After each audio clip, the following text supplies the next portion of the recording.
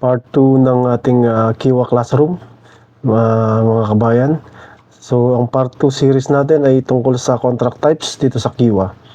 Pag-uusapan natin ngayon ay ang fixed term at ang indefinite contract. Welcome sa part 2 ng Kiwa Classroom for OFWs, mga kabayan.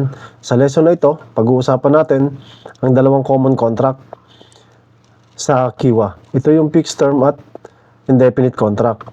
Importante ito dahil dito kadalasang nagsisimula ang confusion pagdating sa resignation, notice period, termination at transfer ng employer. Kaya bago ka gumawa ng anumang desisyon, importante na maintindihan mo muna kung anong contract ang meron ka.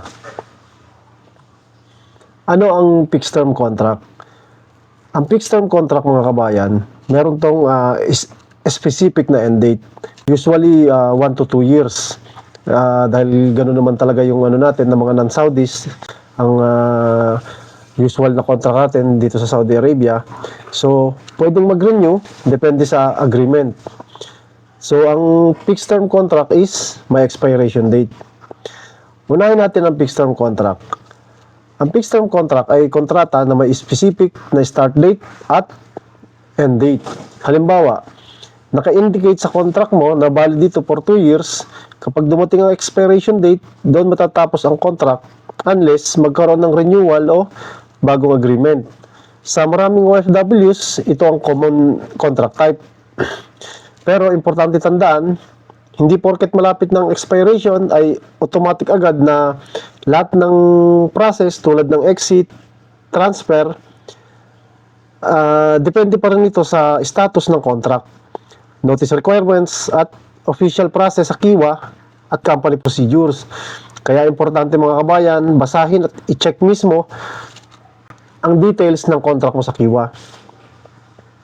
So, ngayon naman pag-usapan natin ang indefinite contract. Kapag indefinite contract naman, mga kabayan, ibig sabihin wala itong nakaset na expiration date sa contract mo. Continuous ang employment relationship hanggang magkaroon ng resignation, termination, mutual agreement, o ibang legal process na applicable sa situation. Kaya dito pumapasok madalas ang notice period requirements. Maraming OFW ang nagugulat kasi akala nila pwede agad umalis anytime. Pero depende pa rin ito sa contract means at applicable labor rules. Kaya napaka-importante na alam mo kung fixed term ba o indefinite ang contract mo bago ka magplano ng resignation o mag-transfer.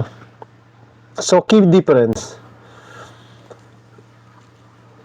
So, ano ang pinakamalaking difference nila? Ang fixed term contract ay may expiration date, tandaan nyo, kabayan. Ang indefinite contract naman ay walang expiration date at kadalasang nangangailangan ng proper resignation process kung gusto mong tapusin ang employment relationship mo. At dahil magkaiba sila, posible ring magkaiba ang process pagdating sa notice period, sa resignation handling, at ibang employment procedures.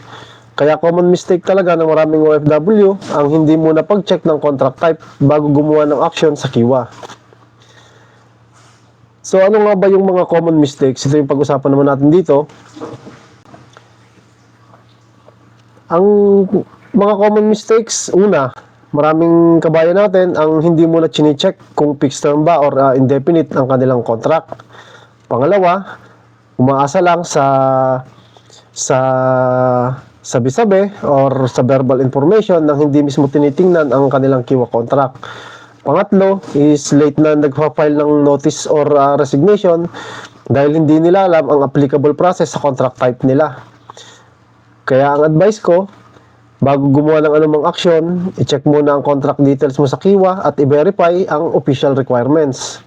So sa next lesson natin, pag-uusapan naman natin ang resignation at notice period sa Kiwa.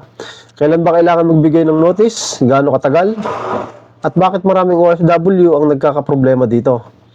Follow Pinoy Talks para sa part 3. Kung gusto mo ng full guides and discussion, visit mo yung pinoytalks.com.